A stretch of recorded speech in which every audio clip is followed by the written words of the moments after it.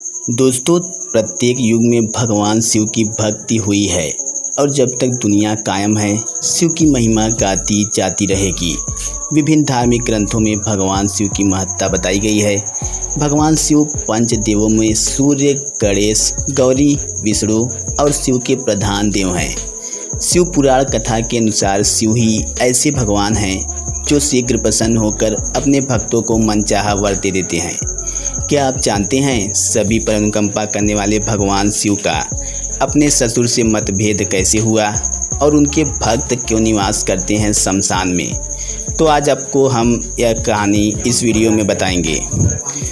दोस्तों, भगवान शिव के ससुर प्रजापति दक्ष किसी विशेष सभा में गए।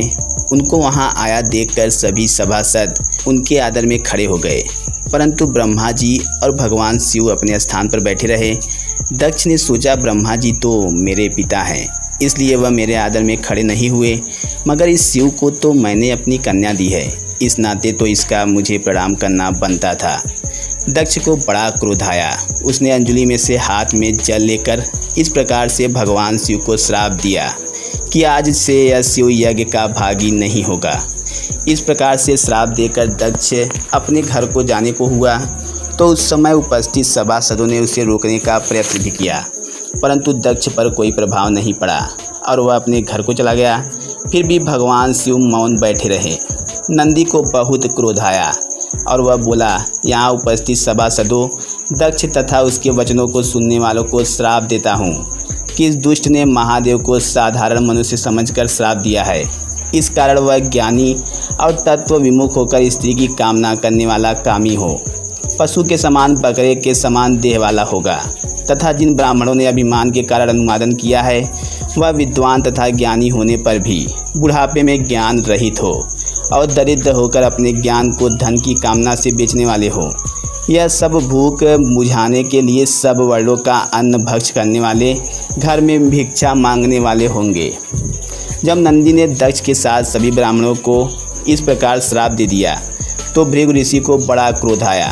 उन्होंने सभी शिव भक्तों को श्राप देते हुए कहा कि जो कोई शिव जी का व्रत तथा उनका पूजन करेंगे वे सभी धर्म के प्रतिपादक, वेद शास्त्रों से विपरीत चलने वाले पाखंडी हो जाएं। वे भ्रष्टाचारी होकर जटा धारण कर भस्म देह में मलकर शिव दीक्षा में प्रवेश करेंगे। वे लोग मदिरा मांस भक्षण करेंगे और कानों को फाड़कर मुद्रा पहनेंगे। जहाँ तहाँ वह शमशान में ही निवास करेंगे। दोस्तों, भगवान शिव के 5 रूपों में से एक रूप अघोर रूप है। अघोरियों को इस पृथ्वी पर भगवान शिव का जीवित रूप भी माना जाता है। अघोरी आम दुनिया से कटे हुए होते हैं। वे अपने आप में मस्त रहने वाले, अधिकांश समय दिन में सोने और रात को शमशान में साधना करने वाले होते हैं। अघोर पंथ में शमशान साधना का बड़ा महत्व है, इसलिए वे शमशान में रहना ही ज़्यादा पसंद करते हैं। शमशान में साधना करना शीघ्र ही फलदायक होता है। अघोरियों की साधना में इतना बल होता है कि वो मुर्दे से भी बात कर सकते हैं। दोस्तों, बाकी आपका इस वीडियो के बारे में क्या कहना है? आपको वीडियो पसंद आई या नहीं, हमें कमेंट करके बताइएगा। बाकी चैनल को लाइक, शेयर, सब्सक्राइब